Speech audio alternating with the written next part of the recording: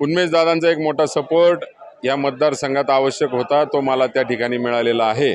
तरुण चेहरा देण्याचा ठाकरे साहेबांनी जो प्रयत्न केला आहे, मोठी तरुणाई त्या ठिकाणी माझ्या पाठीशी उभी राहील। आता पाडळशेवर मतं मागण्यापेक्षा कृती जो करून दाखवेल त्याच्यावरच लोक यापुढे विश्वास ठेवतील, असे अनेक प्रश्न त्या ठिकाणी आहेत। आदरणीय राऊत साहेबांचा, संजय सावंत साहेबांचा, श्री उन्मेषदादा पाटलांचा, जळगाव लोकसभा मतदारसंघातील सर्व राष्ट्रवादीच्या नेत्यांचा, कार्यकर्त्यांचा, शिवसेनेच्या सर्व नेते कार्यकर्ते आणि काँग्रेसचे सर्व नेते कार्यकर्ते यांचा त्या ठिकाणी आभार मानतो। त्यांच्या शिफारशीनुसार या ठिकाणी ठाकरे साहेबांनी माझी उमेदवारी घोषित केली।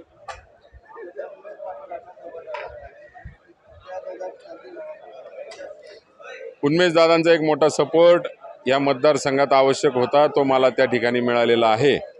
आणि या मतदारसंघाचं गणित पाहता एक तरुण चेहरा देण्याचा ठाकरे साहेबांनी जो प्रयत्न केला आहे, मोठी तरुणाई त्या ठिकाणी माझ्या पाठीशी उभी राहील आणि मला निवडणूक सोपी करून देईल असं मला त्या ठिकाणी वाटतं।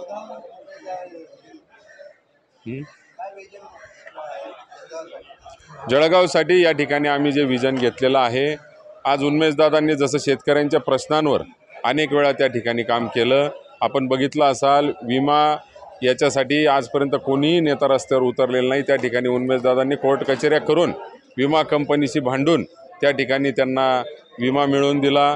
पाण्याचे अनेक प्रश्न सोडवले, बलून बंधाऱ्याचा असतील, आमच्या तापीवरच्या असले बलून बंधाऱ्यांचं गिरणाच्या बलून बंधाऱ्यांचा असेल, तापीवरच्या नदीचे अनेक प्रश्न आहेत। त्या ठिकाणी आपल्याला सांगता येईल पाडळशेचा प्रश्न हा सर्वात मोठा आमच्या त्या ठिकाणी पेंडिंग आहे, त्याच्यावर अनेक वर्षापासून राजकारण चालू आहे। आता पाडळशेवर मतं मागण्यापेक्षा कृती जो करून दाखवेल त्याच्यावरच लोक यापुढे विश्वास ठेवतील, असे अनेक प्रश्न त्या ठिकाणी आहेत। आणि या प्रश्नांना सामोरे जात असताना एक राजकारणाला जे आमच्या जिल्ह्यामध्ये रिव्हेंज पॉलिटिक्स, विकासावर कोणी बोलायला तयार नाही, विकासावर भांडायला तयार नाही, परंतु याला गाडा त्याला पाडा याच्या पलीकडे राजकारणाला एक दिशा आमच्या जळगाव जिल्ह्याला देण्याची गरज आहे आणि तोच विचार घेऊन मी या ठिकाणी आज उमेदवारी करत आहे।